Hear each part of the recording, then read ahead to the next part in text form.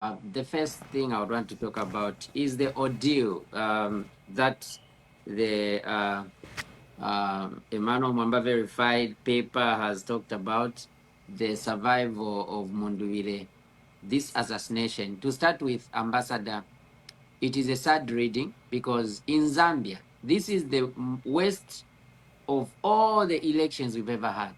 We've never had an election where we had the military in moving around, harassing people, running away with ballot papers. It never happened. We've never had an election where the ballot papers were thrown all over the place, people going in the polling stations, stealing, ballot papers. But when you look at all these things that are happening, the reason they are happening is because it's the government instituting them. If it was not the government, there is no way somebody can just come from without, and there are police officers at every polling station. And this time we even have the military. So if somebody can come and still steal the ballot papers, that simply means that it's the government. Because when they were stealing ballot papers, for instance, in Chawama, the people were wondering, where did the police disappear to when those criminals came? But as usual, we are dealing with a criminal entity itself. The UPND government have proven to us that indeed it's a criminal entity. Look at Mundubile. He was helpless. Even the people who were surrounding him, they were not even armed. If you look at those pictures and the video we've seen, which is proof that indeed this ordeal happened, we can see on the window how there were gunshots there. And they didn't aim to arrest him. They didn't aim to interrogate him. That's not how you approach somebody you want to interrogate. They aimed to kill.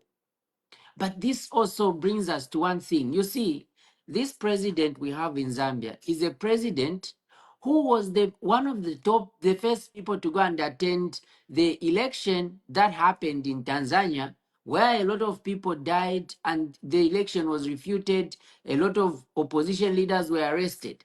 But this is a president who went there and glorified that leader, that the Tanzanian people are supposed to respect him and appreciate him, appreciate her indeed for everything that he thought she had done, and that they were lucky to have her.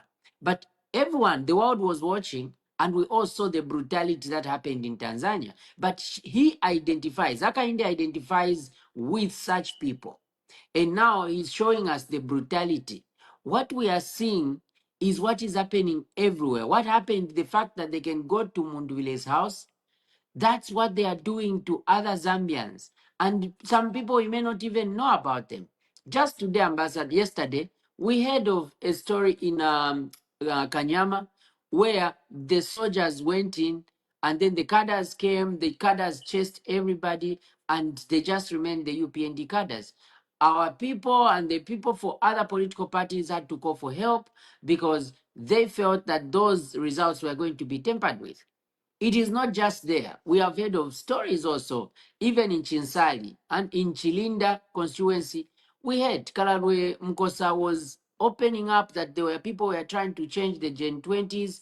Even the former Minister of Health, Dr. Chanda, he also complained about it, that where he is, people are trying to steal the votes. This has never happened before.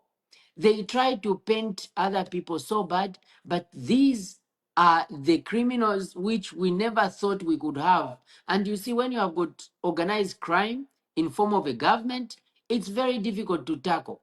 Because you see what they have started doing. Ambassador, they are sending messages to people in Zambia that they should ignore the abductions. They should ignore all these stories that happened to Mundubile. And when I first heard of that story, I thought it was a lie until somebody sent me a screenshot of the messages that they are sending to everyone's phone.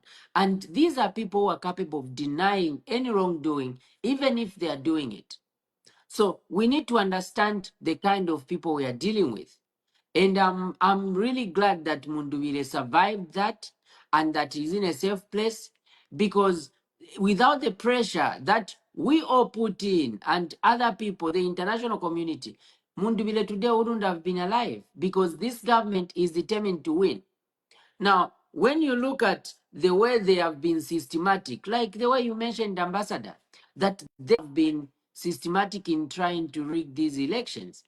Like Sishua said, I was looking at the numbers, Ambassador. There is no way where you can have 29 constituencies in Southern Province, and then you've got 26 in Western and 19. When you add 3 provinces, they are giving you 75 members of parliament. And these are their strongholds. We've got 226 in total, but 3 provinces alone are having 75 members of parliament. So this is already too much for 3 provinces only.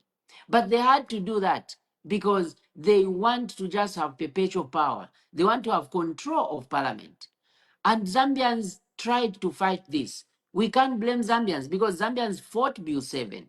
But this is a man who doesn't listen to any voice. He's a dictator.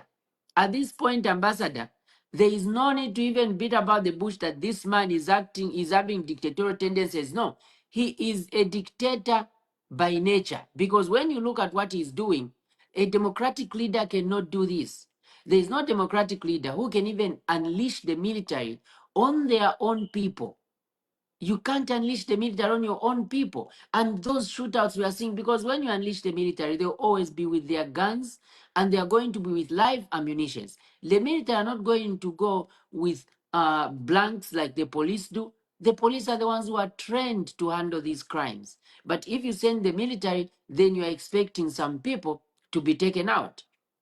So indeed, we are in a precarious situation, and we just urge all the Zambians to be very careful, extremely careful.